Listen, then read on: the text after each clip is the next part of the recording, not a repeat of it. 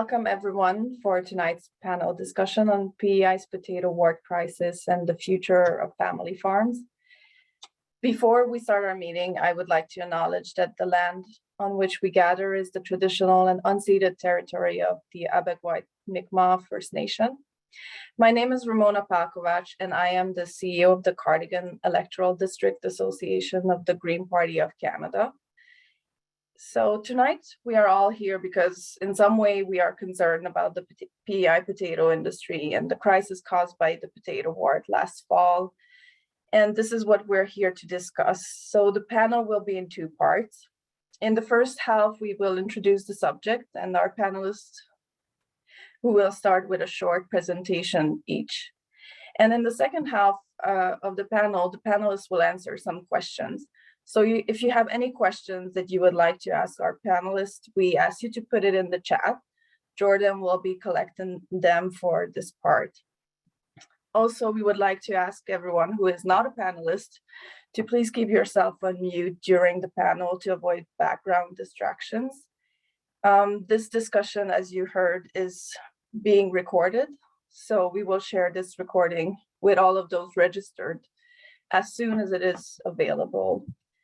I think that was all the introduction. And now to introduce the topic and present the panelists, I will hand it over to Michael McLean. Hello, everyone. My name is Michael McLean. I'm a board member of the Cardigan Electoral District Association for the Green Party of Canada, Cardigan. I live on a farm in Bridgetown, PEI, which has been in my family for many generations. Start with a few facts about the potato industry and then introduce our panel. According to Statistics Canada, there were 85,250 harvested acres of potatoes on PEI in 2021. The potato harvest reached 2.8 billion pounds of potatoes. In 2019 and 2020, fresh potato exports were valued at just under $99 million.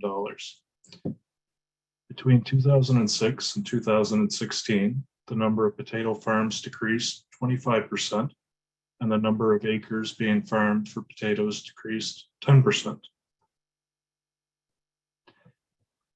Potato wart is caused by a soil-borne fungus that attacks the growing points on the potato plant, such as the eyes, buds, and stolon tips. The fungus can remain dormant in the soil for over 40 years as resting spores. It has no negative effects on human health or food safety. It can have an impact on economic return for potato growers by reducing yields and making potatoes unmarketable. Potato wart was first detected on PEI in the year 2000, provoking a ban on exports to the USA and Puerto Rico for 6 months, causing an economic loss of approximately $20 million. On October 1st and October 14th, 2021, the Canadian Food Inspection Agency Charlottetown Laboratory confirmed the detection of potato wart on samples submitted by a potato processor. On November 2nd, 2021, the movement of seed potatoes from PEI to the United States was suspended by the Canadian Food Inspection Agency. On November 21st, 2021, a ministerial order was put in place to prevent the spread of potato wart to the rest of Canada and abroad. Canadian officials argued that the self-imposed export restrictions would be easier to lift than if the USA had placed an importation ban on Canadian potatoes. On February 9th, 2022, the Puerto Rico export market was reopened to PEI potato exports. Now I'd like to begin introductions to our talented and experienced panel. My first introduction is Ian Petrie. After graduating university, Ian taught for 2 years in New Brunswick and then became a sessional lecturer at Carleton University, where he taught environmental studies. He planted trees and was a market gardener for 4 years before beginning to work with CBC full-time. After arriving in PEI, he worked with CBC Charlottetown. Then from 2009, he taught broadcast journalism at Holland College for 6 years. He currently writes for Island Farmer, Red, Rural Delivery, and others. A resident of Iona, PEI since 1980, he is active in the communities through volunteer work with the Belfast Development Corporation, Small Halls, the Adapt Council, and the Southeast Environmental Association. Hello, Ian, and welcome to our panel discussion. Please say hello to our guests. Good evening, I guess. Still light outside, which is nice to see. It's going to be an interesting discussion. Thank you for having me. Thank you, Ian. The next panelist I'd like to introduce is Dr. Maria Rodriguez. Dr. Maria Rodriguez is the Green Party of Canada's shadow critic on agriculture and rural revitalization. Maria grew up in Venezuela and immigrated to Canada 27 years ago. She has a lifetime of experience in both national and international agricultural production systems, research, and policy. Maria recently retired from the federal public service, where she held a variety of responsibilities, most recently with Agriculture and Agri-Food Canada as manager, science policy, and partnerships. She holds an agricultural engineering degree from Central University of Venezuela and a PhD in animal science from McGill University in Montreal. Angelique. Maria currently serves as the shadow critic for agriculture and rural revitalization for the Green Party of Canada, and she lives in Montague, PEI. Hello, Maria. Would you like to say hi to everyone? Hi, good evening, everybody, and thanks so much for having me and for this really good initiative. Thank you. Thanks, Maria. The next panelist I'd like to introduce is James Rod. James grew up on a mixed family farm. He attended Nova Scotia Agricultural College, studying plant science.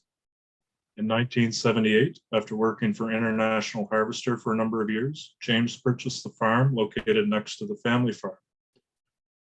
As a farmer, James started producing seed potatoes with his father and continued for 30 years. No longer growing seed potatoes, he is transitioning into mixed farming. Hello, James. Welcome to our panel discussion. Would you like to say hello to everyone? Yes, hello, everyone. And thank you for inviting me. Thank you, James. Our next panelist is Ray Keenan. Ray Keenan is the CEO of Rollo Bay Holdings Limited, a large potato growing and packaging operation located in Surrey, PEI. The company is one of the largest employers in the Surrey area, securing work for more than 40 people on a year-round basis. Apart from his commitment to business, Ray has served in his community as a past director of the Surrey Hospital Board, past chairman of the Board of Governors of the Business Hall of Fame, past director of the PEI Potato Board, and is presently chairman of the United Potato Growers of Canada.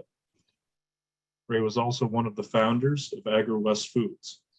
Most recently, Ray has served as vice chair of global learning for the Inspire campaign at the University of PEI. Welcome, Ray. Would you like to say hi to everyone? Thank you, everyone. Good evening. It's a pleasure to be here, and we appreciate very much being asked for your presentation tonight. Thank you, Ray. Our next panelist is Greg Donald. Greg has been the general manager of the PEI Potato Board since 2009. Greg has a Bachelor's of Science degree in agriculture with a major in plant protection from Dalhousie University and a Master's of Business Administration from the University of New Brunswick. He is a member of the Prince Edward Island Institute of Agrologists. Greg completed the Nuffield Scholar Program, where he studied in Belgium with a potato processing focus, a seed potato focus in Holland, and a fresh potato focus in the UK. Greg is the director for PEI Farming for Our Island, Canadian Potato Council, United Potato Growers of Canada, and the World Potato Congress, among others. Greg has over 25 years of experience in the potato industry. He spent 5 years with McCain Foods in New Brunswick and more than 14 years with the Cavendish Group, working throughout Atlantic Canada and Maine. Hello, Greg. Welcome to the discussion. Would you like to say hello? Yeah, thank you very much for having me, and good evening to everyone. Look forward to the discussion. That's great. Thanks. Yeah, the first potato wart detection of PEI was in the year 2000, which resulted in the closure of the US-Canada border for all fresh PEI potatoes, including seed and table stock, for 6 months. Since that detection, the Canadian Food Inspection Agency has surveyed for potato wart annually in Prince Edward Island. Ian Petrie is first to address our panel. Thank you for joining us today, Ian. Go ahead. Yeah, as I've been talking to, I guess I'm not muted anymore. As I've been talking to several people on the panel and many others, this is an issue that's really gotten under my skin. I know everyone who's here and dozens of people on potato farms here have suffered badly, financially, emotionally, from something that I think is just so unnecessary. As a journalist, I covered sort of 4 issues over the years where something happened somewhere else and individual family farms here on PEI were hit directly. There was the mad cow find, the one cow in northern Alberta, and of course it devastated the cattle industry, and we're still trying to recover from that. We lost about half of our cattle producers. PVYN is something most people will remember. And again, it was one find of one seed lot in Ontario that killed some tobacco, and life became extremely difficult for people. And again, when potato wart was found in 2000, this was again another round of something where the vast majority of farmers here had nothing to do with it. Their farms, their soil was good, their potatoes were fine. And yet there was a lot, $20 million hit, and each time these things happen, of course, it has a huge psychological effect on farmers. Part of me can understand that the first time something is found, the mad cow, the PVYN, the potato wart, our trading partners have a right to respond to that and to say, oh, we didn't know you had that, you better get that cleaned up.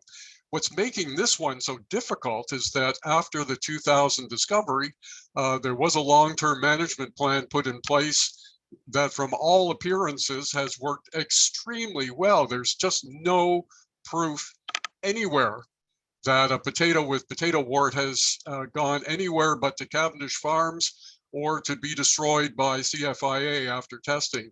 I mean, this has been something that's been very, very well managed. And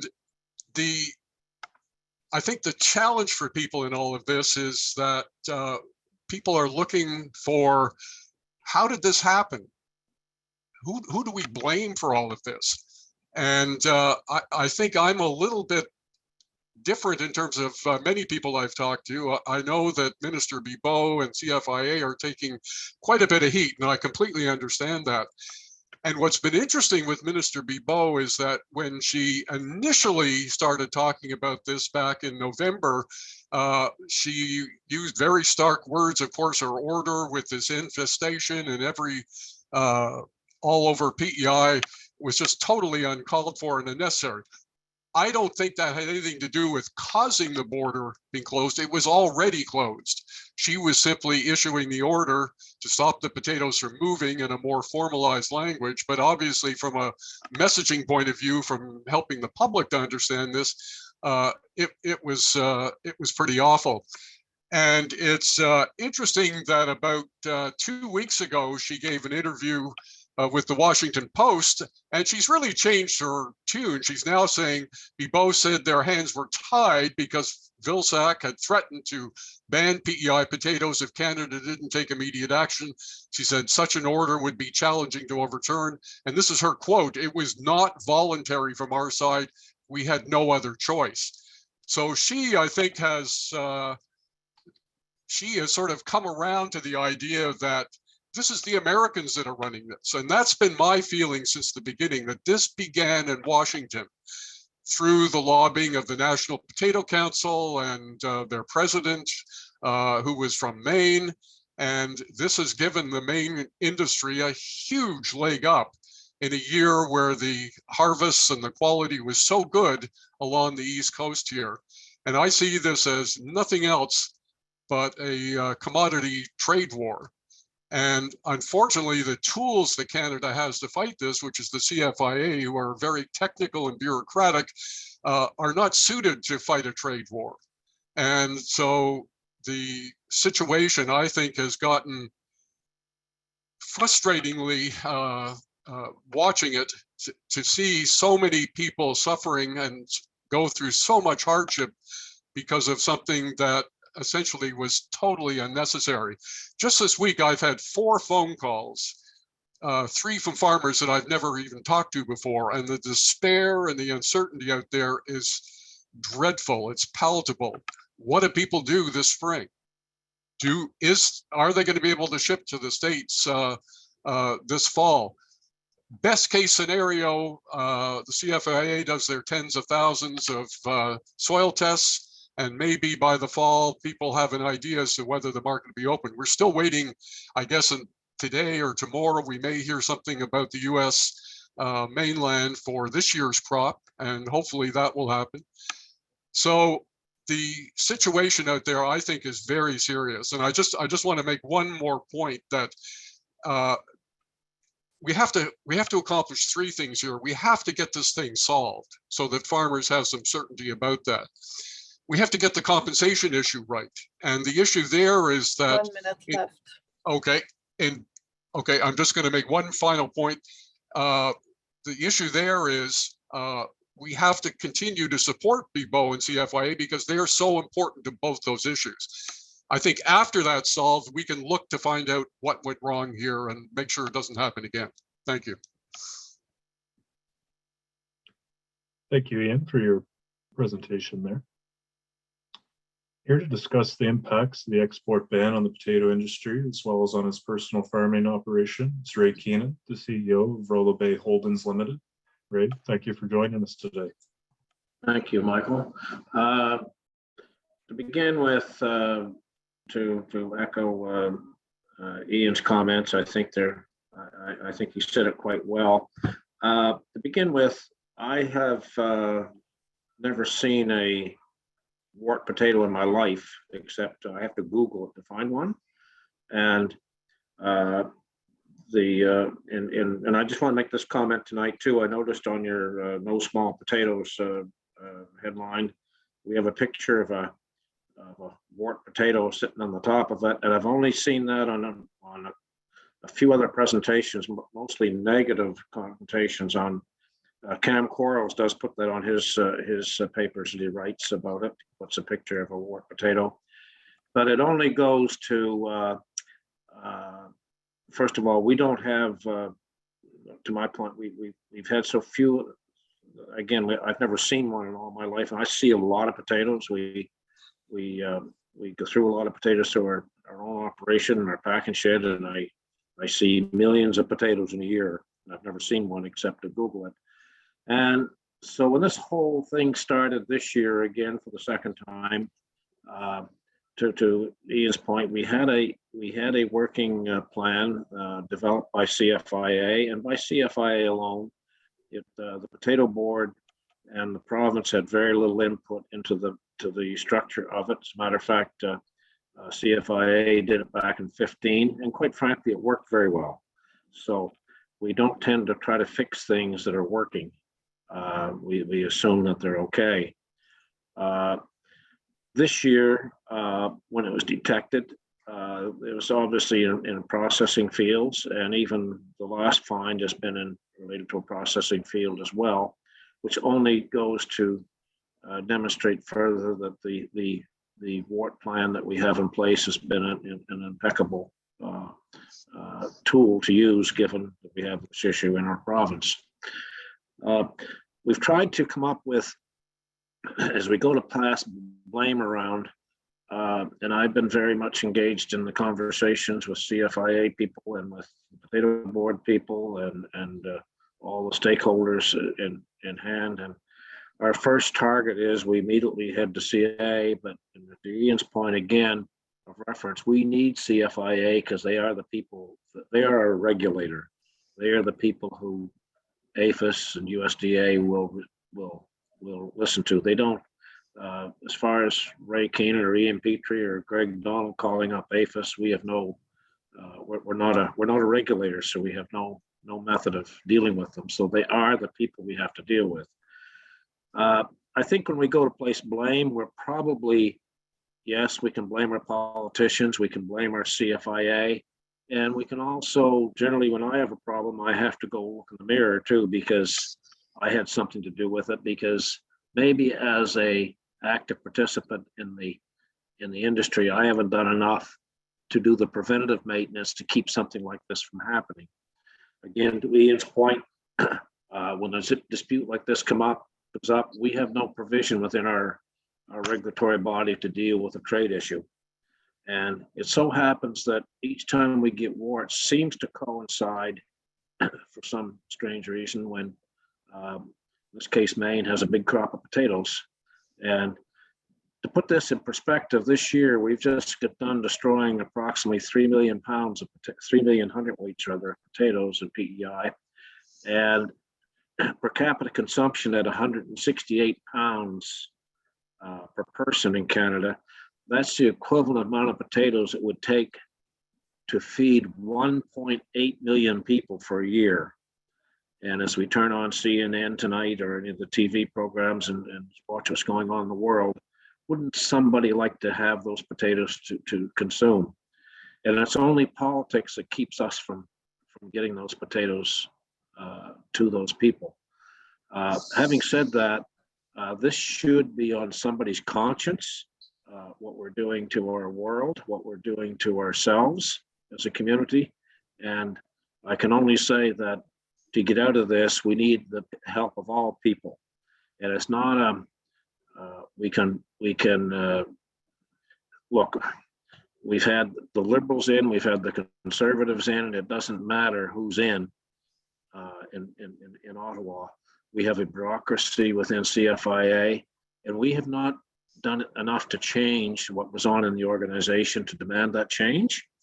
And if you've all noticed, I think we're starting to see some real action. There were some very good resolutions went through the Canadian Federation of Agriculture this past week to implement that very kind of thing that we're talking about, that there can be voices put in place to deal with to deal with these what starts off as a phytosanitary issue and becomes a trade issue the longer it stays on. So once the information was put forth to CFIA that they needed to clear this, and that's the position we're in right now, we're going to wait and see.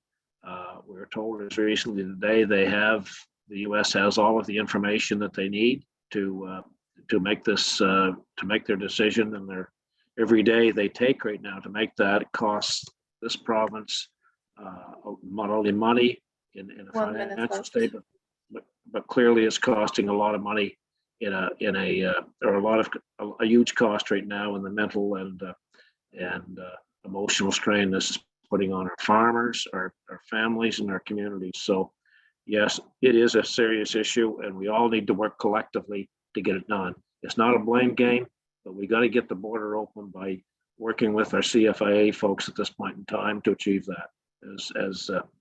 As much as we like to blame people, it is time to go forward. Great, thank you for your participation today. The 2000 potato wart crisis hasn't been the only potato pest to affect the PEI market over the years.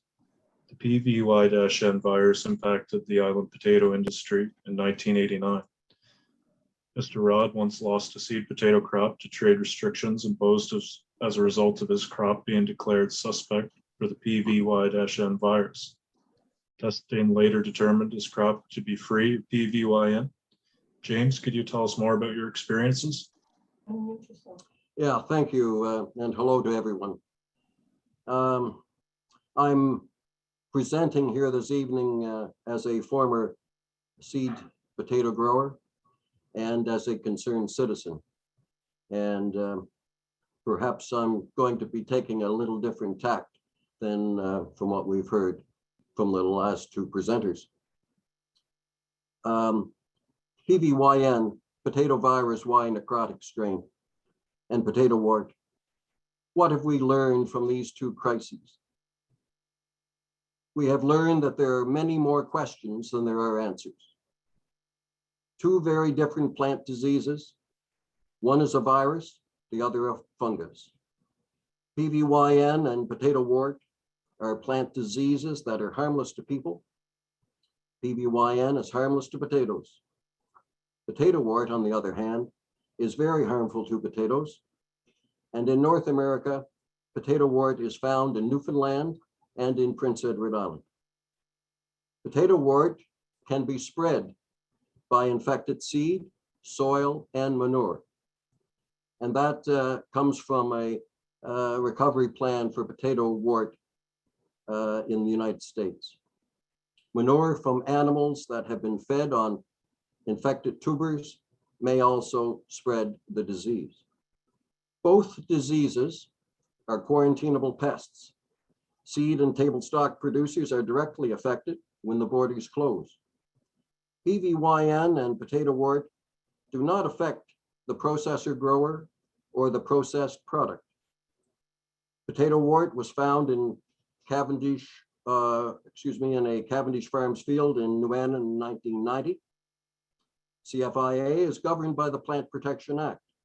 When a quarantinable pest is found in the lab or in the field, they are under an obligation to inform the trading partners. Potato wart is regarded by other potato growing areas of the world as the most important worldwide quarantinable plant pathogen infecting potatoes. Gordon Henry, CFIA, stated, in this case, potato wart was found in two fields that it wasn't in before. So that triggers our obligation to notify our trading partners through the International Plant Protection Convention. In 1990, with the discovery of PVYN, the border was closed until late 1993. At that time, we had 650 potato growers and an estimated loss to the economy of PEI of $90 million. In 2000, when potato wart was first found, there were approximately 450 potato farmers with an estimated loss between $30 and $50 million. In 2021, we find that there are 202 potato farmers with an estimated $120 million loss to the PEI economy. Now, as you can see, there's a lot of involved to the economy and losses directly to potato farmers. The language from CFIA with regards to the discovery of another potato wart field on the island, as presented in the Guardian on March 9th of this year, they say it was not unexpected. Well, you know, that's a similar language that CFIA used in 1991 when 96 positives for PVYN were found. It was not unexpected, they said. The language of the potato board on that find in the Guardian of this past month says no surprise to the third find, and they were processing potatoes anyway. So where are we? I grew seed potatoes for 30 years, and my father before me for 50 years. And potato wart was never an issue in any of all those years. In 2000, there was only one field.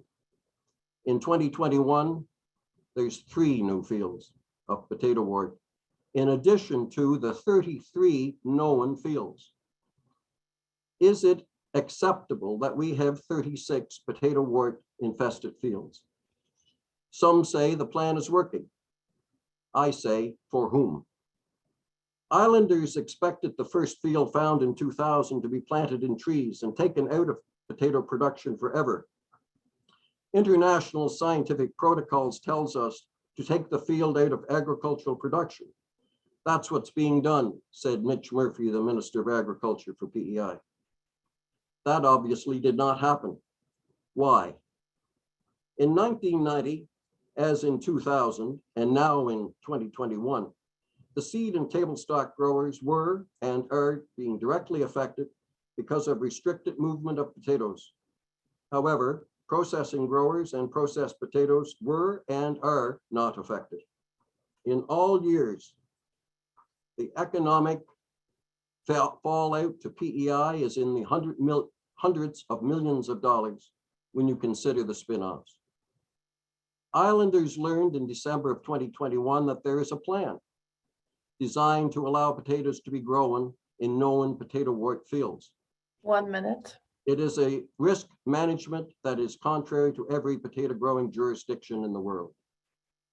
Infested fields in the USA are out of production for 10 years, and in the EU, they're out for 20 years, and will only be allowed to produce potatoes if there are 0 spores per gram of soil. Outlined in the plan, it states to prevent the spread of potato wart fungus and to eventually achieve eradication. However, the plan was changed to risk management rather than eradication. Why? Growers have lost control as a result of these fines due to no fault of their own. And within the plan, all potatoes in the restricted movement areas go to processing and use. The processing potatoes, peelings, and water sludge is eventually used as fertilizer. Does CFIA test the resulting sludge for potato wart? If So not, that's, why not? so James, Is that's it 7 minutes. Okay, is it too late to change direction? PBYN is not an issue of PEI potato farmers, but potato wart is. In the end, it's a lot easier to prevent potato wart than to control it. Taking land out of production is costly. However, border closures are even more costly. Thank you for allowing me that extra time. Thank you, James. The PEI Potato Board oversees many activities of the PEI potato industry. Greg Donald, General Manager of the PEI Potato Board, is our next panelist. Thank you for joining us, Greg. Thank you very much, Michael.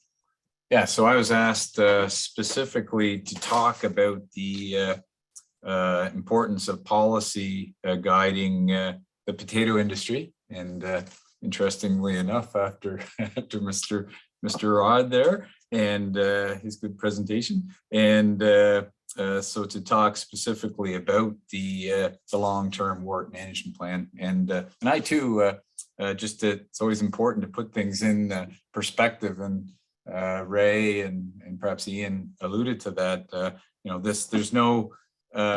There's no questioning this is a serious pest, and the implications are huge. But over the last 20 years, we produced over 50 billion pounds of potatoes on PEI, and the volume of wart infected, and I too have never, I look at a lot of potatoes and I've never seen this disease, this fungus symptoms on a potato, but the amount of potatoes that have been infected over those years could fit in the back of my half-ton truck. So, and it's a case where issues on a few farms, unfortunately, terrible on those farms would have had tremendous implications for all farms and certainly our industry. But specifically, I was asked to comment on the long-term management plan and give a little bit of history about it. It is a CFIA document, and it was developed back in the first form back in 2004, and then it was updated in 2009. But I think it's important to go back to the early days of 2000. It was before my time working at the Potato Board, but at that first detection, there's a lot of work done in the following few years where all of the fields on PEI were inspected, and there was visual, and there was also soil sampling collected to establish pest-free areas on PEI. So outside of those fields that actually had wart. So yeah, and that plan of 2009 is the one that services the industry right now. What have been the successes of the plan? When we have new detections that have been found during the ongoing surveillance, that has allowed us to bring those fields also under the control of the long-term management plan and avoid further spread. It also ensures that new land that's being used for seed production that has not undergone visual surveillance previously is subject to surveillance. And also there's also inclusion or area that looks at includes surveillance of old homesteads. So after 20 years of dealing with this pest, less than 0.6, I know it was said the number of fields, but that's 0.6% of the land in potato rotation is infected with a potato wart. And it's important to note that there's only small areas within those fields. So has it helped keep trade moving in the past years? It has, and but obviously when there's been issues when it's been identified in seed fields in 2014, and I know after that time there's significant consultation with the US that resulted in of additional measures that were included in a federal order in 2015 that include the management plan as well. What do you see as the issues that created the trade barriers this year? We were shocked when there was a suspension that was put in place this year, and when the plan worked exactly the way that it's supposed to. When those two fields were identified, they were quarantined. There's extensive trace back and the contact tracing that was put in place and protocols put in place, and I think there was the plan worked the way it was supposed to. So we were extremely shocked when there was a change in direction in terms of trade with the US, or the suspension that was put in place.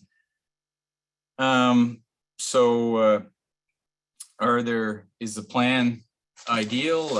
I know, and are there opportunities for improvement? Absolutely, like any plan, and we feel that the plan has served us well, but if obviously wide open to when there's opportunity to look at that plan and make any necessary changes to improve on it. So those are just some. I was asked to give comments on the plan itself, and as Ray alluded to, we were very shocked when the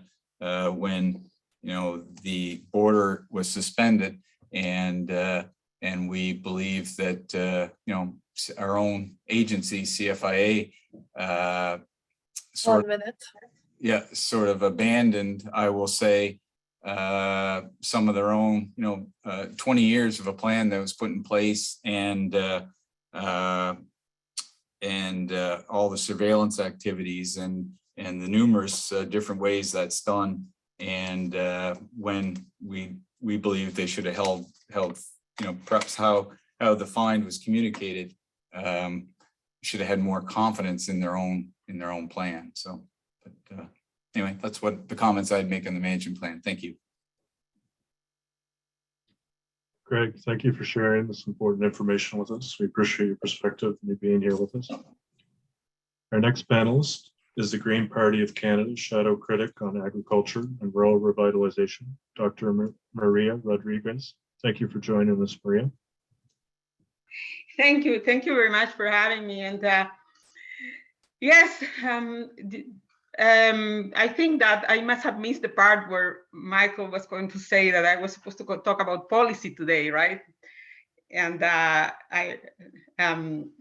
being the agriculture critic, I have to be critical, of course. So I like to talk about what I think has been the focus of these past governments in terms of policies in general and what the Green Party would do differently. So back to the Potato Wart long-term management plan, which is, we have heard from our panelists some positive and negative comments.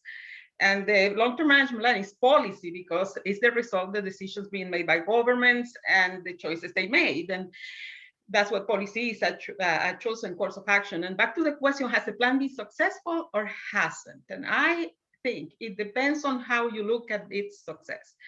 Because the plan has been successful in giving the regulator assurance to certify for export. We can argue that the plan has been pretty successful in achieving that because we have not sent infested potatoes to anyone and the trade has flown seamlessly, well, until now. But has the plan been successful in protecting the agroecosystem and preventing the spread of the disease? Well, it has been less successful in that side of things because we do have 36 or something detections and we have 35,000 acres under regulations, so that it has spread. And in the plan, it's been said that it's a CFIA plan, and it is, but both the federal and provincial government have had a role to play because the federal government is responsible for the international and interprovincial trade and quarantine, and therefore they own the plan. Which means that they're responsible for ensuring that what goes out meets the requirement of the importer, which they did. And the provincial government has jurisdiction over land use, which includes what gets grown where. And it's the combination of these two things that is embedded in the design of this plan. And our criticism with respect to the plan, we're going to argue this in a minute, is that our governments perhaps have been less focused on protecting the integrity of the agroecosystem and more focused on keeping the trade going. And this is not black and white, it's not one or the other, it's the balance. Ironically, a little bit, we call this a long-term management plan, but it seems that it has been more of a medium-term management plan because the short term, let's keep the trade going. It maybe has been, it could have been better managed in terms of protecting the agroecosystem and protecting the spread. And this is partly philosophy and partly perhaps the result of what political pressures have been coming from and who hasn't, but we're not going to get into that.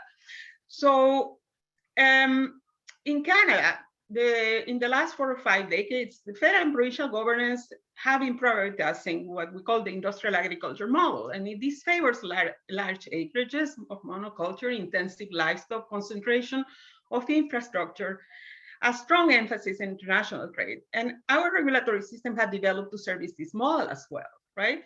And not just the regulatory system, but also investments in things like market development, research and development, infrastructure investment. In many ways that our governments have been oriented that way.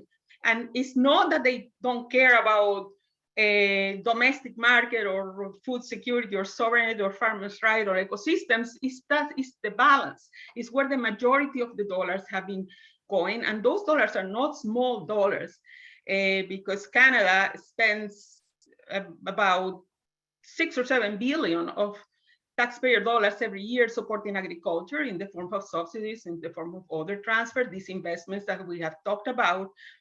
And these dollars are powerful tools, and the way we target those investments has the, can tip the scale and can influence which systems prosper and which systems decline.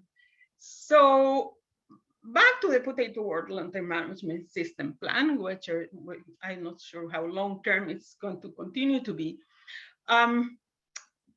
What were the options? And I think that it was James who said that the management in other countries has been quite different. And this is a matter of the level of tolerance of risk that different system has, right? But the principles are pretty much the same. Where it's not a new disease. It's been around for many years. And the management is regulatory and is based on a combination of measures, sampling, testing, managing, how quarantine the infected areas, what can be grown where. To prevent the movement of the soil, which is and plant material, which is how it spreads. So people has focused a lot in this conversation on what's allowed and not allowed in those index fields where it's found, where you can take them out of production or grow trees or whatever. But I think that if we want to understand this problem better, we also want to look at how we have managed the rest of the associated fields, the contact fields, the adjacent fields, because as James 1 minute. for jurisdictions, if there's a wart detection, only resistant varieties can be grown in those contact and adjacent fields. And this is not new. The directive and the EU directive that served the basis for those regulations was issued in 1969. So it's not something that we didn't know. But we know that this is not what we've done here, because our policies are geared to support this industrial system, right? And the whole system relies on the ability to move large amount of product to keep trade going. And it's also a system that has a deficit in agrobiodiversity, because the other problem here is that we have, because of this interest in keeping this industrial system going, we have allowed to grow potatoes that are very susceptible, as we know, in those adjacent and contact fields. And it's not that we don't have other potatoes. So These the 7 These are the minutes. potatoes that are preferred by our industry. So, okay, so do you want me to talk now about why we should be doing different, Ramona, or is that for the question and answer? I think, yes, I think you can save that for our question that we'll talk about next steps. All maybe. right. So if you would just like to conclude your presentation. Yes. So, well, I think that we can talk about that for a very long time, but I think that there is a certain bias in the long-term management plan that is not there on purpose, but it's there. And it's that bias allowed, we have designed a plan with a higher risk tolerance than other jurisdictions. And it's in order to support a certain type of agriculture. And if we, I think we have to shift the incentives if we want to change things in the long term and be more protected, because that has made us more vulnerable. Thank you, Maria. We appreciate your contribution. And thank you to our panelists for this first portion. We now move into the open discussion section of our panel. It'll be moderated by Ramona. Ramona, you have the floor. And I would just like to remind our audience that you can just ask the questions. If you have any questions, you can put it in the chat and we will add it to the list. And for now, because we concluded the presentation, I would like to start with the question that asks what's next. And I will ask all the panelists to give their opinion on this. It's a complex question. There's two parts, so you can focus on each one of them. But as you see it today, what are the implications of this crisis for the future of family farm? And how can we protect Prince Edward Island's farmers from future crises, including future potato wart related crises? So I think we're just going to go in the same order we presented. So Ian, if you would like to answer.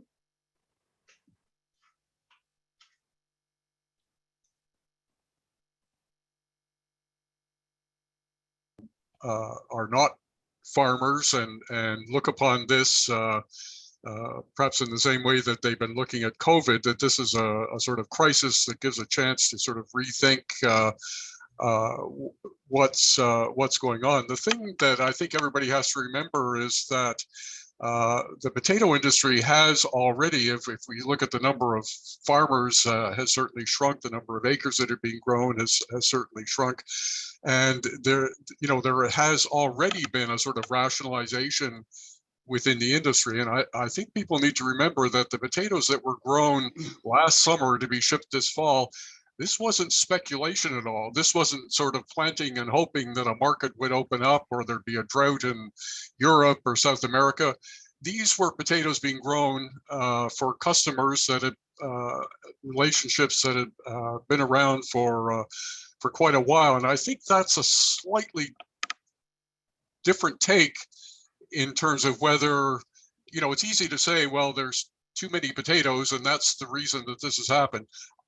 I think that's just too simplistic and doesn't quite fit what we see. I think we have a number of farmers that have developed these markets in Puerto Rico and elsewhere and have been growing potatoes to supply those markets. Clearly, the elephant in the room here, and James started talking about it, and I'll mention it just again, is the role that the processing sector is playing in all of this. And we all know that even though these fields belong to Cavendish Farms and Indian River to the Irving family, even though the first find here was Cavendish Farms field, it's the processor, then Cavendish, that seems to benefit from all of these things happening. Farmers are clearly very vulnerable right now in terms of getting financing for the spring. There'll be a lot of creditors, bankers, and so on saying to growers, you better get a contract because I need some assurance that you're going to have this kind of money before I'm going to lend you $500,000 to plant another crop. So I don't, there's no blame here. I'm just saying it's ironic. It's challenging for all of us that the fact that the farms that have been involved in finding potato wart, the companies that own those farms are the ones that apparently in the long run could benefit from all of this. And I don't know how we come to terms with that and how you find the fairness in all of that.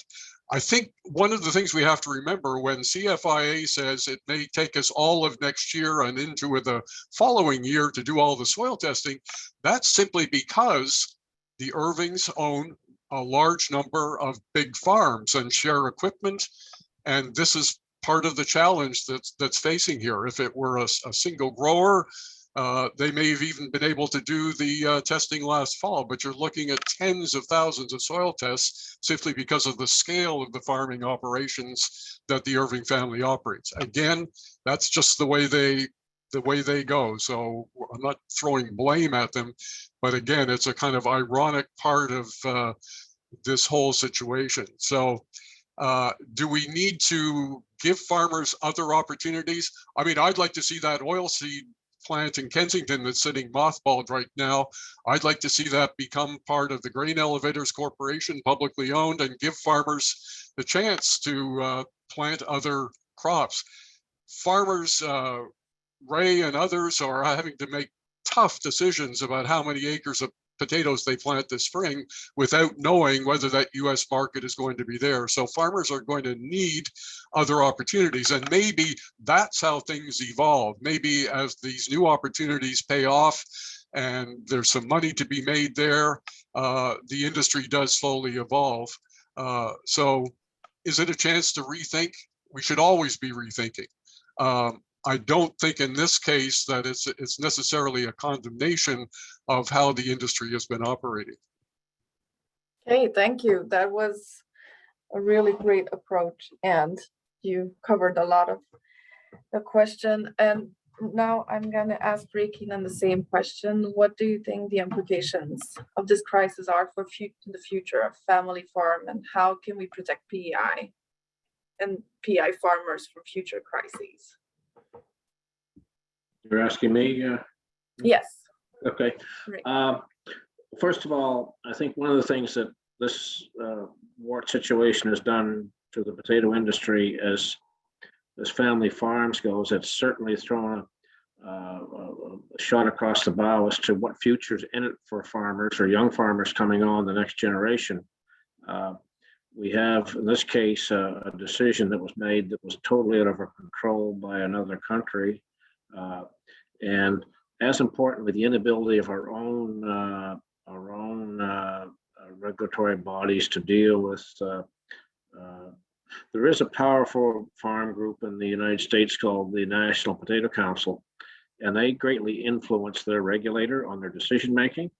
And we have no, and that's kind of where a lot of this happened. If you ever noticed when the propaganda come out about the serious of the wart infestation in Prince Edward Island, the National Potato Councils were the people who were promoting that, and there was a trade component to that made them go that way. That was to their advantage. Certainly, the growers in Maine did very well with it because we live in a geographic location. 65% of the population of the United States live within a 500-mile radius of Philadelphia. So Maine and the Maritimes share that market quite well. And more importantly, the trucking industry is a big part of our business today. Our freight rates, since the border closed on November 21st, if it should open again next week, you'll find that our freight rates are probably up. It's probably going to cost another $2,000 to send a truckload of potatoes to Philadelphia compared to what it did before. And that's compounded right now, of course, with the fuel prices. And so we've got a round of inflation coming on top of this storm that's going to have a severe impact on potatoes getting planted next spring, because we have no idea what the cost of growing those potatoes are going to be. Processing contracts have been hovering around a 20% increase in the Western United States that they need. And now those growers are saying that 20 is not going to do it. They need more like 30. And we're in a guessing game here as to what it's going to cost to grow this next acre of potatoes. It'll be certainly in excess of $4,500 an acre, if not $5,000 before we're done. So those types of I don't know what kind of an economic acrobat a farmer would have to be today to explain to his lenders what is the right thing to do. Having said all that, we are part of the food chain of the Eastern Seaboard of the United States. There's a very good argument to be made to our American counterparts as to why we should exist. And I'll just, because I'm going to run out of time here, but I'll say this. We have this situation on the East Coast right now of PEI, and our market is down the Eastern Seaboard, which is the one we can get to the easiest. But you all may have heard about the avocado situation in Mexico and the opening of the market of potatoes, the U.S. potatoes to Mexico. And that was a deal that was negotiated over the last, actually it's been going on for 20 years, and they were successful in negotiating a final arrangement just shortly after the new year. Consequently, that hasn't happened just yet because there's been APHIS has closed the door to letting avocados into the U.S. At the same time, the Mexicans have not allowed the U.S. potatoes to go into the Mexican market. And one Washington grower the other day, this will be a very valuable market to Washington, because Washington State has no place to go. Like, they're so far west, they're afraid east is so expensive, but Mexico would be a gravity point they could go to very easily. It'll be a lucrative market for them. And one Western grower in the United States said to me, what possibly could be wrong with washed sprout nip potatoes going into Mexico? And at the same time, we have the reverse situation happening on the East Coast.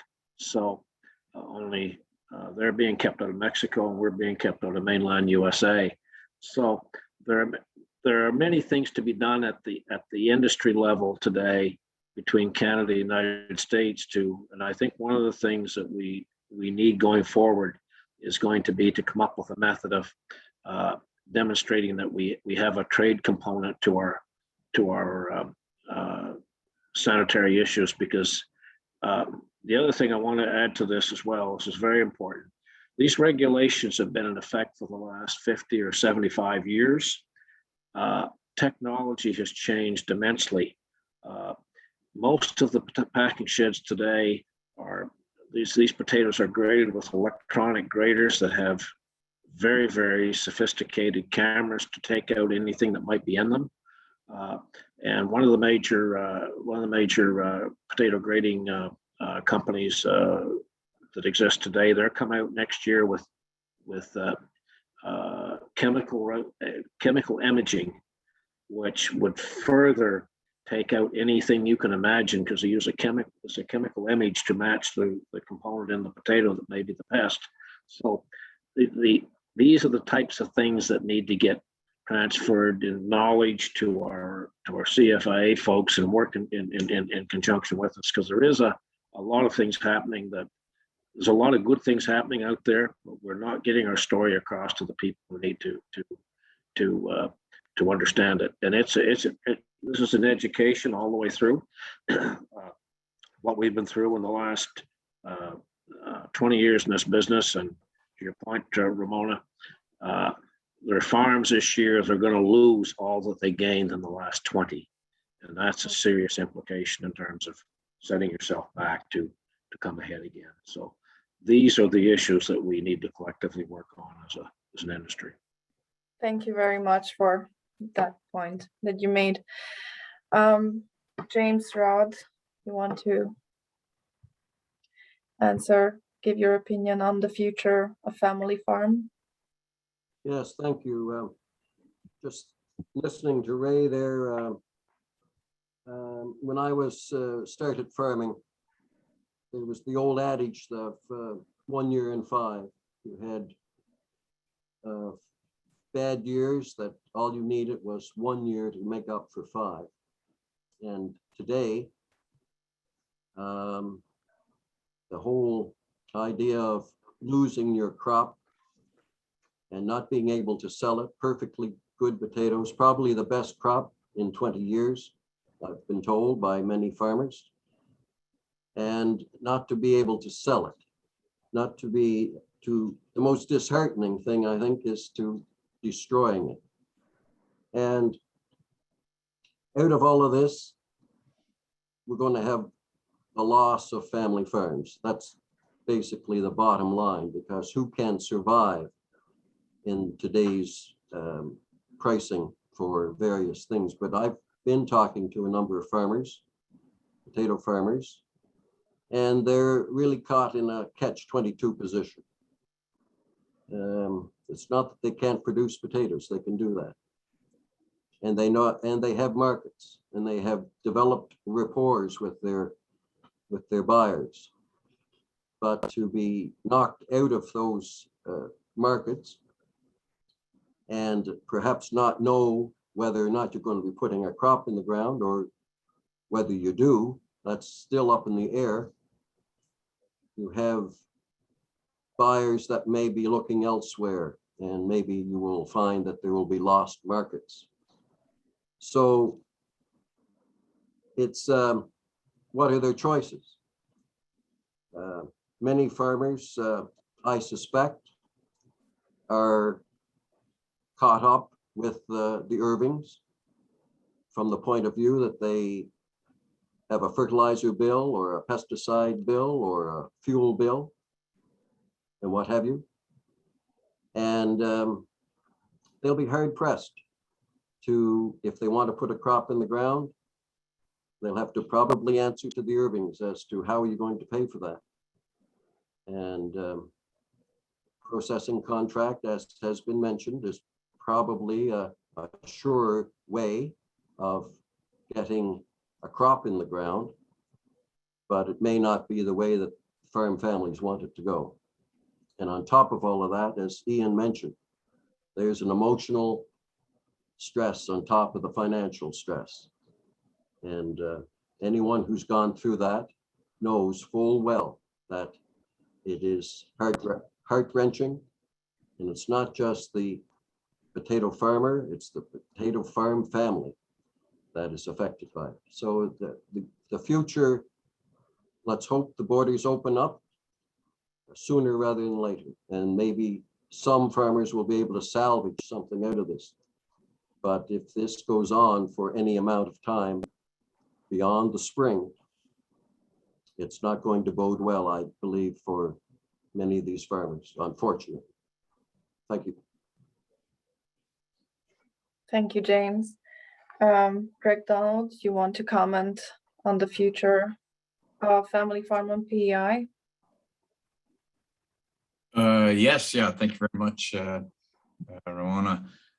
So yeah, certainly, this has had devastating effects, and that's already been talked about, both financially and emotionally, and which makes it particularly hard because potato farmers come off a couple of years or a few years. We've had dry weather and other uncontrollable factors that have affected their crops. This year, was the year. We had one of the best crops we've ever harvested, yield quality, and it was the year to make up for some of those losses. But this was totally should not have happened. It's totally is it's totally a trade issue. Yeah, and that's what needs to be addressed as the plan that was in place has served us well, and it did exactly what it was supposed to do, as it's done for many years. And I think that's what the focus needs to be on as far as going forward here, and how we can protect island farmers and farmers across Canada going forward. And Ray alluded to it.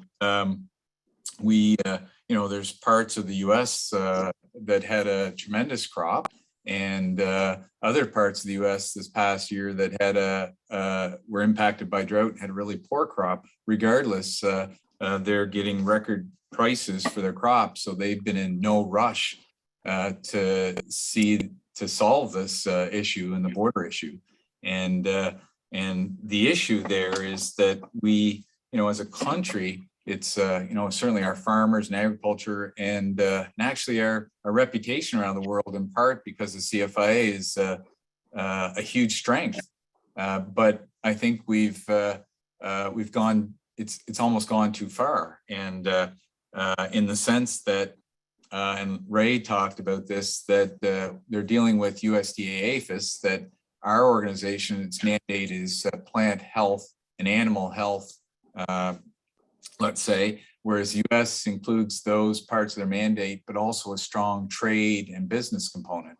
So they're using this plant health issue that quite frankly, we have a plan in place, and quite frankly, we've studied the European plan as well. We have a plan that's in place that's superior to the one in Europe, and that served us well. So, but the U.S. is using this issue to keep it, and they want to keep it in as a technical issue because it can cause further delay in opening the border, and there's no other implications, so they can continue to eliminate a significant competitor. So, so I think what needs to change going forward is one, we have to have our own regulatory agency has to have confidence in our plan, and there needs to be greater engagement with farmers and industry around that plan, and how do we make it better, and so on and so forth. And two, I think there needs to be the mandate of CFA needs to be looked at, needs to be changed, that quite frankly aligns more with the US and are better equipped to when an issue like this, a trade issue like this evolves. So thank you. Thank you very much for that clarification and just explanation on how the plan works, right? It's in place to prevent the situation. Maria, you want to add your perspective? Sure. Let me take a step back here for a second and going back to UK, the future of the family farm. We're losing family farms for 50 years or so. They're getting fewer and bigger, right? Now, if we weren't losing family farms, first of all, I wouldn't be here. I would be back in Venezuela. Okay, so that's the proof that it's been going on for a very long time. And trade, these technical trade barriers, sanitary and phytosanitary barriers, those are the barriers that people use today, and everybody knows this. And the fewer tariff barriers we have, and the more trade agreements we have, the more importance these kind of barriers take. Because well, I guess Greg was saying, oh, this year was the year. Well, you know, this year was the year for someone else too, and they can find a way to find a way. I don't want to say they do it on purpose, but I almost have to. The National Potato Council and all of these, we have a vulnerability here because we are so dependent on these kinds of things, and we have a vulnerability because the plan has a kind of areas of weakness, and it's true. And then I think that the future of family farm, what can we do for the future of the family farm? We have to look at things a little bit differently, and now we have a huge opportunity to do that. This is the timing is right, because this is the year where a lot of the conversation and design and stuff is happening for the next 3 billion year next policy framework that goes from 2023 to 2028. So if we can influence that process and put more emphasis on resilience, on systems that are less vulnerable, and value chains that are next vulnerable, that would be important. But that can be done with the way we allocate these policy dollars and the incentives they provide. And we don't have the time here to come up with a shopping list of things that could be done different, but I'm telling you, there are there. If anybody wants to have a chat with me after this, it would be great. We have this vulnerability. These trade issues are real, and they're not going to go away. And if the year is the year, it's the great year for us. It can be the great year for the next door neighbor, and there's interest at play, and these kind of barriers are everywhere, and not just. It's just the state of the world. And we have been losing family farms for more than 50 years. Yeah. Thank you. Okay, thank you very much, Maria. So now I'm gonna go to some questions that have been asked. So I have here a clarification question from Anna, who asked, where does the number 36 managed fields come from? I thought there was a detection in 1999 and 3 last year. Knowing the detail behind the number would be helpful. Anyone wants to answer this question?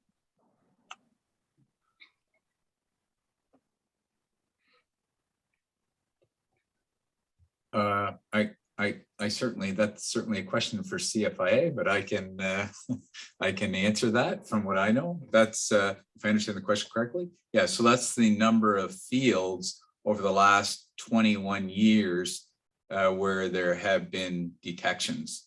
Mm-hmm.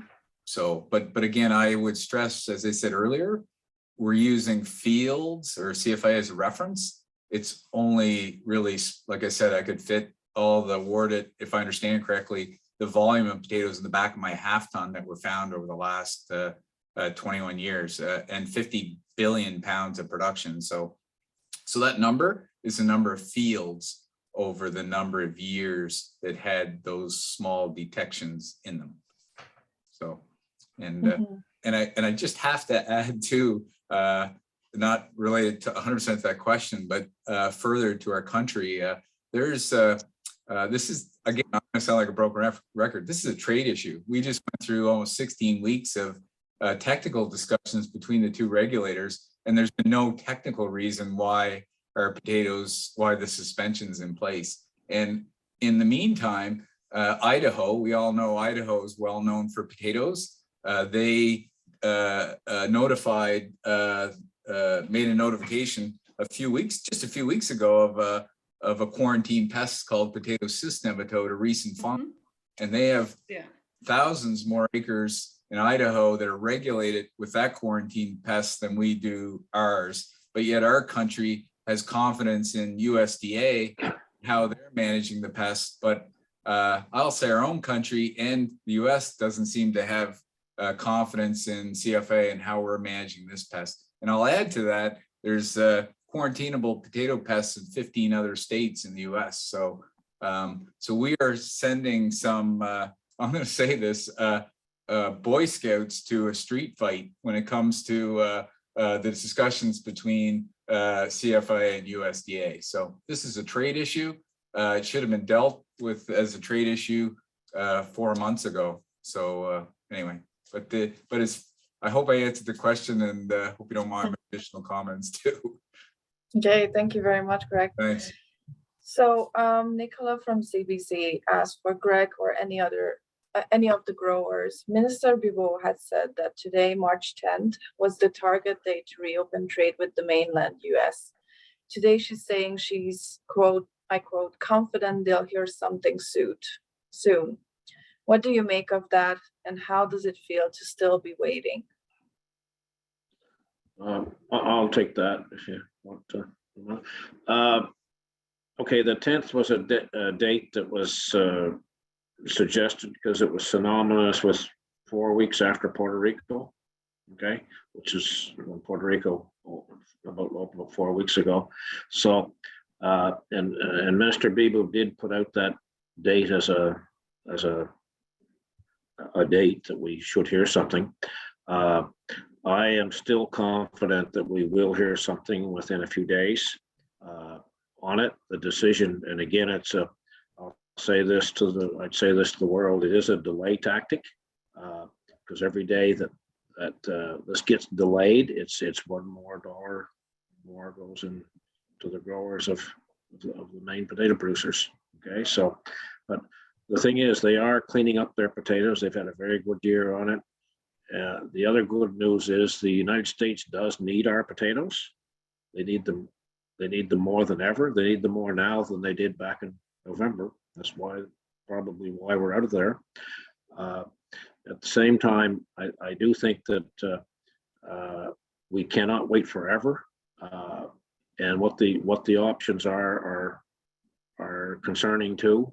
I think if I may, I think we have to play this out as for a few more days till we get the answer we need. Again, there has never been, to add to Greg's comments earlier, there's never been a potato from any of those regulated fields that have gone to the United States. They've all gone to processing. We ship seed potatoes for a number of years to some 32 different countries. There's never been a wart show up in a field from there. We had a national wart survey that was just completed across the country that from the other provinces that come back all negative. Ironically, some of those wart surveys that done in other provinces were done in fields, the soil samples taken in fields that had planted PEI seed in the past. Again, no detections. How many times do you want to test yourself? I mean, and the other thing too, soil testing is not the gold standard for finding potato wart today. In Europe, the visual detection is the method they use. And the Dutch have wart, all of Europe has wart, and the Dutch ship seed all over the world. And it could be, but they have a protocol in place and the world buys it. The difference being here in Canada, Canada is the only, the United States and Canada are the only two countries in North America that interchange raw seed potatoes. And that's a big difference when it comes to what we're dealing with here. So our regulators need to be very much in cinch. To Greg's point earlier and mine as well, I think the fact that we don't have a comparable trade component to our regulatory body, I think that's the missing link to prevent this from happening again. If the thing that concerns me, if the border were to open tomorrow or next week, that's fine. That's going to be great news. But we don't have the reassurance in our regulatory body that it doesn't happen again. I think these are the issues that we need to deal with going forward. Yeah, definitely. Ian, you had a comment you wanted to talk about this? Thank you, Ray. Ian, your mic is on mute. There, can you hear me now? Yes. Okay, sorry about that. I wanted to make two very quick points. One is that we have to remember that this was not an eradication plan. Maybe it should have been, but it hasn't been. It's not an eradication plan. It's a management plan to make sure that potato wart isn't moved from PEI to somewhere else. The other thing is, I think once we get some kind of resolution to all of this, we do need to think hard about how potato wart moved from one field in New Annan belonging to Cavendish Farms to 36 fields now in all 3 counties. Was it just sloppiness and carelessness that soil moved from one field to another field? Some people speculated that it was gravel from Newfoundland for the Confederation Trail that may have brought potato wart from Newfoundland to PEI. That's a possibility. We need to answer those questions. And the reason we need answers to that, we have to save our seed industry. We have to save these seed growers that have been the backbone of the industry. They're I think, very smaller acreage, family farms, high valued potatoes that I think everybody agrees that are, important both as family farms to PEI agriculture. And they're really the backbone of our whole industry here. We need good seed growers. So I think we owe it to them to think hard about how this moved around and what we have to do from here on in. Is it taking the index fields out of production? I think that's a kind of no-brainer. I think we have to do that. Is it planting wart-resistant varieties in these fields, these associated fields around that? It might be that. We need to have a plan because we need to save these seed growers. They're just too important. They're going to need huge compensation for this year because they can't even ship anywhere else in Canada. They're simply stuck here on PEI. They need to be kept whole. And I think that has to be a sort of bottom line for PEI. Thank you. Okay, thank you. And I would just like to remind our viewers that if you have a question, please just type it into the chat. James, you had a comment. You wanted to comment on this question? Yes, thank you. I just want to go back to a comment that Ray made regarding the Netherlands. Yes, they do have potato wart, and they're continually trying to eradicate it, but they're working at it from this point of view. They take the crop and the crop residue, the plants, spray them with a herbicide, and then take the end product, the harvested product, out of the field and destroy it. They don't take it to a processing plant and use it and utilize it. So it's a little different situation here. When we find potato wart, we take it to the processing plant, and processing growers aren't affected by any border closures. On another point, regarding what Greg mentioned about it's a trade issue. How do we explain the 2 new fields that weren't previously found to be potato wart? There's something in the plan, in the long-term management plan, that is escaping someone or something.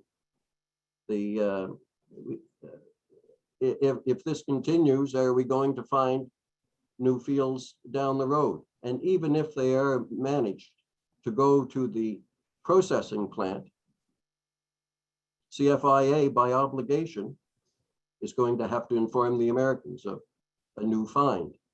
And however that transpires into a trade war, Canada is only doing what they are obliged to do under the Plant Protection Convention. Thank you. Thank you, James. Greg, you wanted to comment? Yeah, just a couple comments there. Yeah, so James, so I think you said that 2 fields, were you referring to the 2 fields last fall? They were in fact already under CFA surveillance, and they were part of previous fines, like just for clarification there. And the other thing, I know taking index fields, or the fields where the wart was found in cases, does make sense. And I know that is something that's currently being explored, but I think it is worth noting that it is an eradication plan, Ian, on index fields. So they aren't allowed to be replanted to potatoes until they, in the management plan, until they reach a threshold of a spore count per gram of soil. Only when they drop below that threshold, they then can only be planted with a resistant variety. Now, the reason behind that is, I'm not a scientist, but is that the organism survives many years, as we know, as a resting spore. And this is a strategy that's used in most of Europe to plant resistant varieties. So the fungus, the disease triangle is always, you need to have the organism, suitable environment, and a host. So if there's suitable conditions, and if the fungus is there, like in an index field, and it has a suitable host, it'll grow, the fungus. But what happens with resistant variety is the resting spores release, excuse me, I use raw terminology, Maria, or somebody can correct me, but zoospores, but it fools them into releasing those zoospores because they can't infect a resistant host and they die. So planting an index field once it gets to a low level of inoculum with a resistant variety is an eradication plan. So it's a way of fooling the fungus. It'll die out versus allowing it to survive many, many years as a resting spore. So I just thought I'd explain that. And, but I know taking those fields out, and also I'll note, and we followed up on this, many of those fields that are those 30-some field index fields are no longer used for potato production already. So, but anyway, I just thought that might be useful to share some of that information. Thanks. Yes, thank you. Maria, you wanted to comment? Yeah, you know, I looked at what other people do, other jurisdictions, and I think that, again, there has been a lot of discussion on the index field, but one of the main difference I have seen between our management and others is this idea of creating this perimeter in contact fields and adjacent fields of resistant varieties. And this is what we haven't done here. And the reason we haven't done it is because the processing industry wants this particular potato that is susceptible. They want to grow roasted Burbanks, and we have kind of been like our regulator, in combination with the province who had a role in that, has been flexible in allowing that. And I think, you know, that's one of the main differences. I looked at a bunch of other places back in November, and I can't remember which countries I looked at, but nobody else seems to allow these in all these contact fields growing the most susceptible thing there is.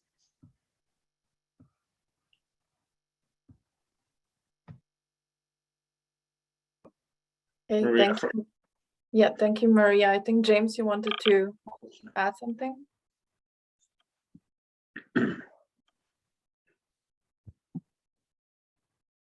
James, your microphone is not on. In here, I don't know. there. Oh, Yes. okay. There we go. Are we All right, unmuted? Okay.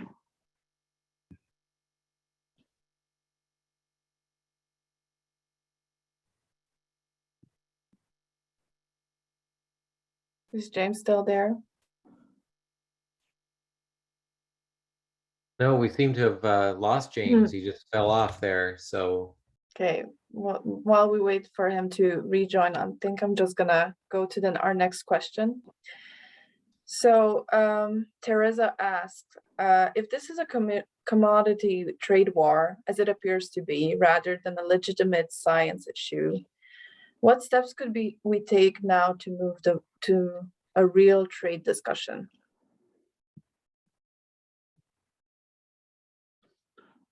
I'll take that. first of all, I think if it's not resolved quickly, that's what it will become, because you have to call it what it is.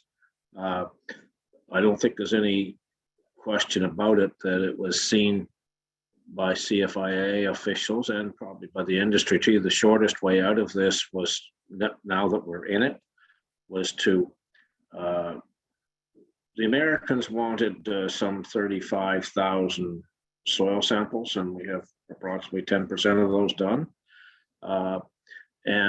But realize too, the samples that need to be done, we have many potatoes that are in unregulated fields, and those fields have all been cleared of wart. They were done visually back in shortly after 2000, which was again the gold standard by European advisors to CFIA, and those fields are basically for, yes, some of them are growing processed potatoes, and many of them are growing wash sprout net potatoes for the Canadian US market.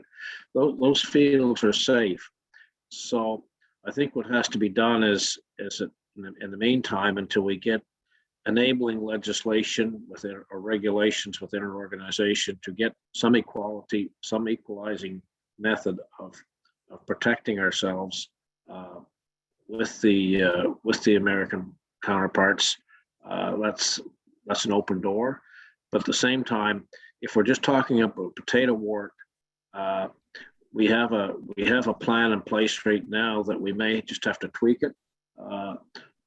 Maria had mentioned in her comment there, and she's quite right, in the Dutch do not grow russet Burbank potatoes because they are a susceptible variety. And yes, there's no need of growing russet Burbank potatoes in those questionable fields. If there's any potatoes to be grown today in a B, C, or D field, why not use it to the extent of a resistant variety? And to Greg's point, the regulators in the U.S. or in the European region have concluded that those wart-resistant varieties do play a part of the eradication plan. I think part of it was in Canada here, and you correct me if I'm wrong, Greg, that we had a situation where if they went so many years, and if you wanted to test that your field was clean, plant a susceptible variety in it. And that's probably not the thing to do. If you want to go so many years and leave it out of production, if you want to test it, plant it with a resistant variety, could be a method. I think before we go, and I think it, like to Ian's point, it's a no-brainer to take some of this land out of production.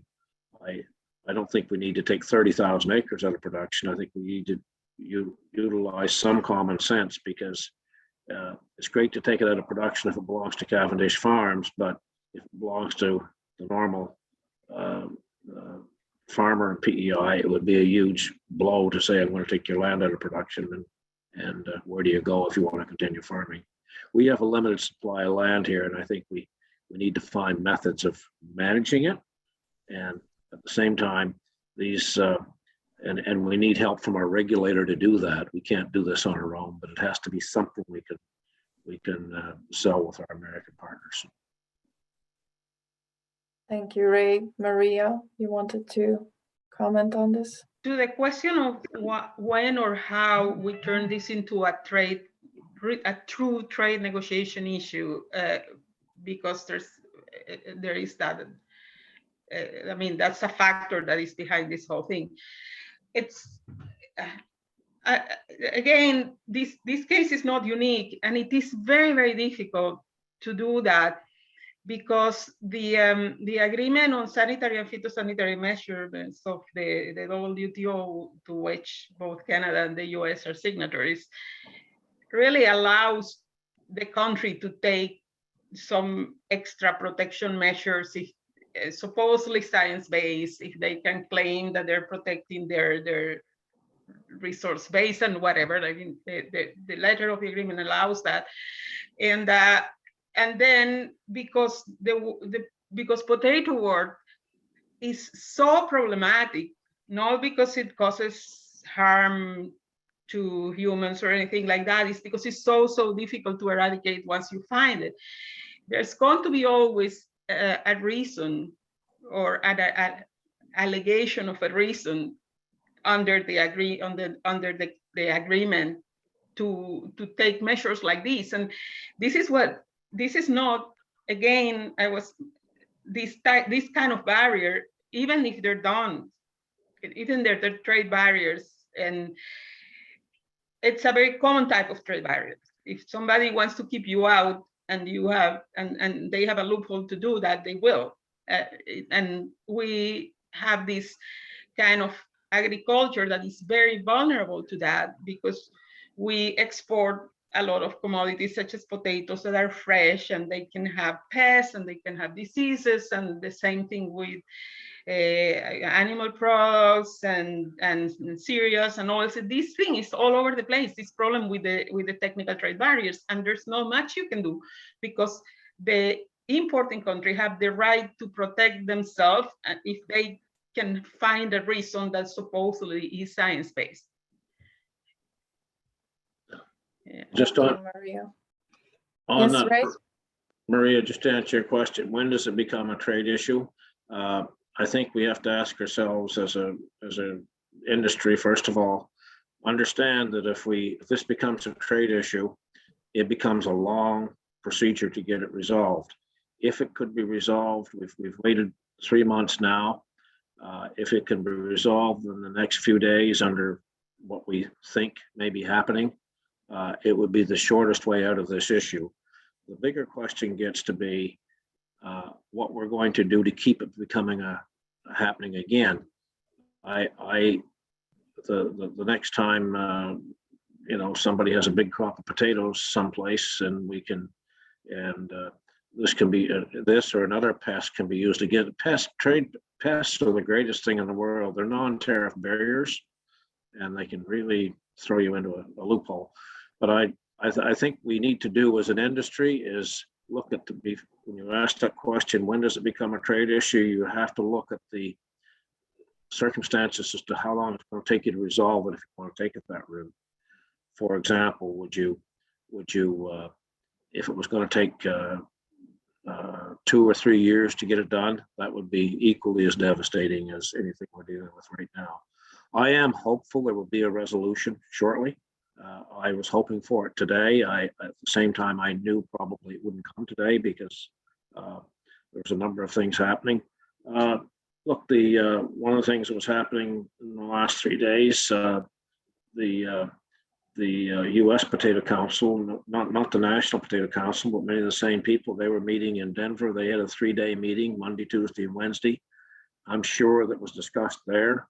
They would want, and everybody has to, and I'm sure APHIS and CFIA will have to be the two people that decide when we open. It's not fast enough. I lived today, I watched on a CFIA call. It's painful to watch those calls because they're a little more than a shouting match back and forth between the growers, the frustration, and the CFIA people that can't answer questions. But let's, I think for the immediate time right now, we have to hope that, and hope is not a plan, make sure of that.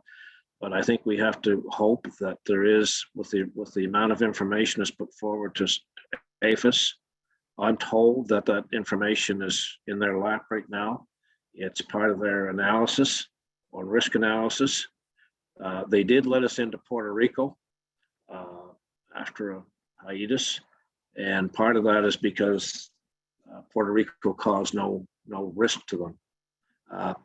This causes no risk to them either. There's a wash protein potato is not going to find its way from a chain store in New York out to somebody's garden in Idaho.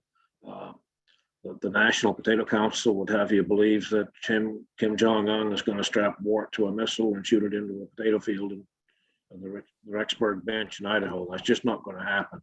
It's not the way it works. But propaganda and misinformation, and the Americans have lots of it. They have growers in Maine that they think that wart's going to walk across seat your car and get out onto the parking lot down in Bangor. It's just not, this whole mentality has got so out of hand. And I want to come back to, this issue, to this session tonight, I think is very good because it's an education for all of us.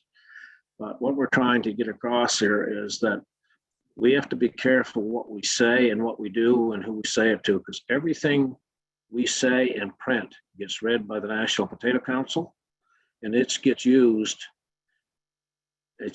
against us. So it puts another nail in the coffin till you get yourself out of it. So sometimes the least said is the better, because ask yourself this question: does it have to be said by me, and does it have to be said right now? And I think there are things that have to be said later, but right now this is a critical time for us to get past this impasse that we're in. And look, I do believe in the plan we have, and I believe we've got to drive it home. And that's the only tool we have. If it has to become a trade issue, nobody's going to like it because it's going to be messy.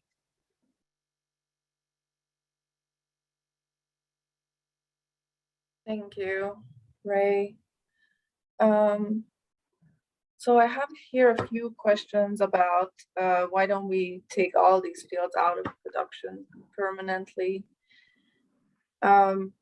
Yeah, and also Jane asked, what role do Cavendish farms play in this ongoing issue?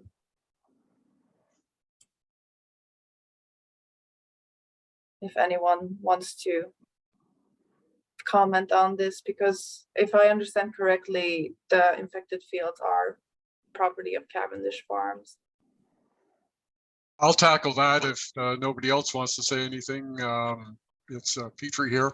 I think when it was originally became clear that the two discoveries in October were Cavendish Farms and Indian River Farms, I did email Cavendish Farms to say that this was going to become public. We have to remember that CFIA and the province have done backflips, not to mention who actually owns these fields. So certainly people in the industry knew. And essentially they're taking the position that you would expect. They're saying we followed all the rules that CFIA has required of us. We've written to other people to see if there are other markets for this. We'd like to take some of these excess potatoes, but we're already contracted out. And of course, the potatoes that are grown for the fresh market aren't always necessarily suitable for the French fry market. They're doing what they should be doing. I would love to see them come out and sort of voluntarily say, we're going to take these index fields out of production. I think it would be a good public relations job for them, because there's a lot of bitterness out there, I think, over how this is all played out. I think if they could voluntarily say, we're going to plant Prospect, which is a wart-resistant variety that Cavendish actually owns. It was developed by Robert Coffin and his wife years ago.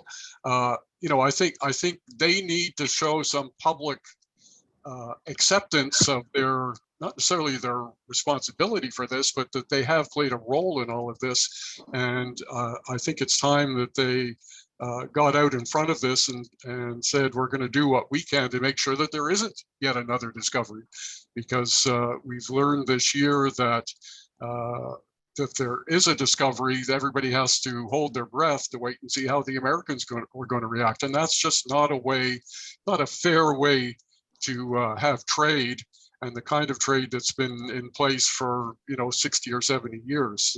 It's unfair to people in the industry. Hey, thank you, Ian. James, you're back, as I see. Your camera is off. Camera's off. Oh, I see. Just hang on. We've had some technical problems here, obviously. Can you, will you take my voice instead? Sure, no problems. I just wanted to. Oh, there you are. Okay, thank you.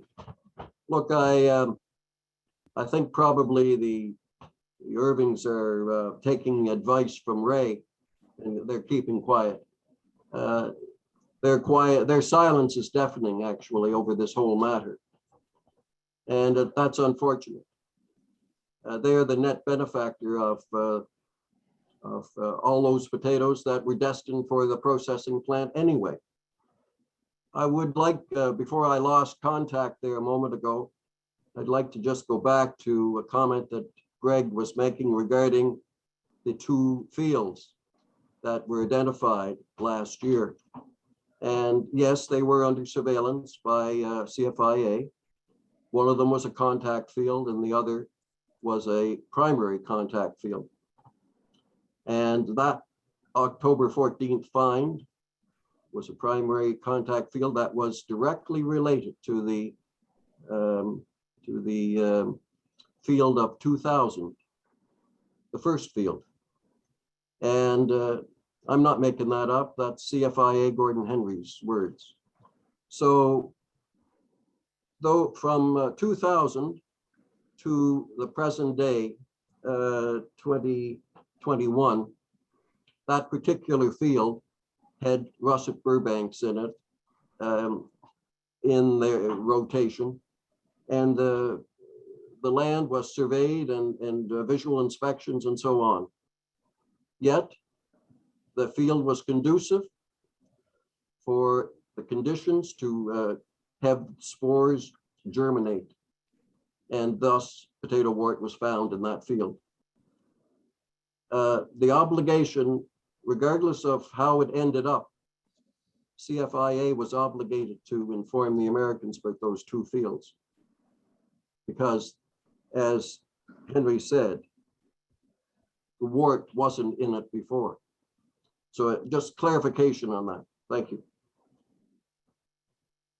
Thank you, James. And we have 10 minutes left of our panel session. And I have here a question for Greg. If you could, Greg, quickly comment on this one. Olivia asked, why do you say the PEI management plant is superior to European management? If hot zones for wart would have been reforested after a fine as they do in Europe, there would be no question that spread could not have occurred from that zone. Increased habitat and biodiversity in these hot zones would also only be beneficial to eradicating this disease in our soils, as it could possibly be outcompeted in these environments versus in the soil with a host crop. I think there's a few. I think there's a few questions in there. So there is a good question though. If you could just, in maybe 4 minutes, try to. Oh yeah. So sorry. Yeah. So we have and had people communicate and review and the management plan, including our own retired CFA folks like Dr. Sulky DeBoer. He's a pathologist, was with CFA for over 30 years, and people like Mr. David McSwain, who worked with CFA for many years. And but anyway, we've reviewed the what's been done. Like wart has been in existence in fields in northwestern Europe, or I guess in other parts of Europe since the early 1900s. So there's a vast amount of knowledge there. So we've consulted and compared and contrasted what we've done here with there. And a lot of the plan here actually it evolved from learnings from Europe. So, and I want to make it very clear, very supportive of looking at removal of index fields permanently. And I think it said in there that they are planted to trees in Europe, and that's not the number one. That's not necessarily the case in all countries in Europe. I think the questioner was more likely suggesting that would be as part of the solution. Yeah. So not necessarily that would happen in Europe, but yep. That could and be. As I said earlier, we're looking into that. I know the provinces right now, and but that's why but I also want to make it known that many of our index fields are already, they're no longer being used for potato production. And the reason that, and I hope I explained that well, in the management plan, it is in an index field when they get to a certain threshold of the disease, they're not allowed to be replanted to potatoes until they reach a certain threshold. Then they're planted with the resistant variety to eradicate the disease. But the risk of that is still, and I should add, there's very stringent C&D, cleaning and disinfectant of any equipment that goes in and out of those fields. But that's an area that, if it was taken out permanently, that could also be, the risk of any movement there could be eliminated. So so we are looking at it and looking at like certain parts of the fields. And so I don't know if that, hopefully that answers the question. I think it does in a certain way. I have one last question left, so I don't know if we could try to answer it in 5 minutes or so that we don't run out of time. Jane asked, please comment on the policy approach of agricultural sustainability. Should the subsidies to potato farmers be based on government subsidies or include processors who are not impacted by the issue but contribute to it? Who is profiting from this? And I know this is, again, a very complex question, but if we could just try to answer. First of all, I guess I wasn't aware that agriculture was getting any subsidies. What particular subsidy are we speaking of? Yeah, I think this is in a potential. Please, so I'm going to reread the question. So please comment on the policy approach to agricultural sustainability. So in case we would use it, should the subsidies to potato farmers be based on government subsidies or include processors who are not impacted by the issue but contribute to it? Who is profiting from this? Well, first of all, we have a hungry consumer out there, and I guess if we're a country today, and I think Canadians is first, we should be looking at being sustainable in agriculture, especially when we see what's going on around the world. And I'll answer your question in a roundabout way because I think it'll take us to the same point. Right now, what's going on in Russia, most of the nitrogen that comes to the fertilizer plants here in Prince Edward Island, a lot of it comes from Russia. So we're not buying anything from Russia right now, and they're not selling. The crop that we planted this spring, most of that fertilizer is here, and it's at a high price. And the replacement for that next year, guess what? It's still in Russia. And it's probably going to be, ask yourself where next year's fertilizer is coming from, not this year, and how, if things stay the way they are, how we're going to feed ourselves as a country. It's not just potatoes, it's every crop that grows here. We need nitrogen to grow it. At the same time, much of the phosphates come from the Ukraine. So we're in a very volatile place in agriculture. And any subsidies that should become with somewhere in mind of, first of all, keeping our people fed and alive. Right now, we're looking at a surplus of potatoes, and that can change to a shortage just overnight. So given as bleak as this situation is right now, we all should be asking ourselves where our food's going to come from at a sustainable level going forward. And I think I have great concerns, quite frankly, right now, even with wart, we're better off today than people in Europe are. And at the same time, I think there's a way out of wart. I don't know how they're going to get out of the problem they're in. How do those two relate? Because we depend on trade with Europe to get our input costs, our input products.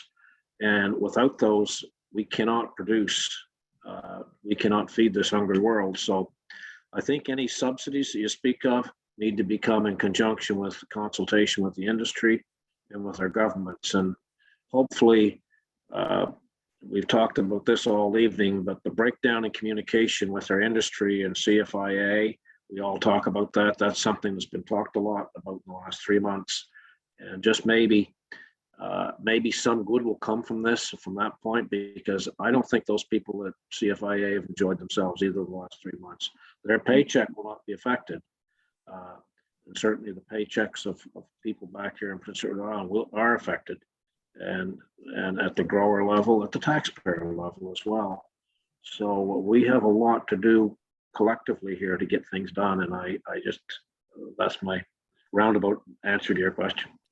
Well, thank you very much, Ray. Maria, in 2 minutes or less. This is exactly the question about subsidies is a policy question. What is subsidies? Subsidies are transfers from government with taxpayer money to agriculture. There's different transfer in different ways. Maybe not all are officially subsidies, but Canada puts a lot of money in this kind of thing, close to $7 billion every year, and is in certain kinds of transfer is lower than other developed countries, which all do subsidize agriculture in one way or another.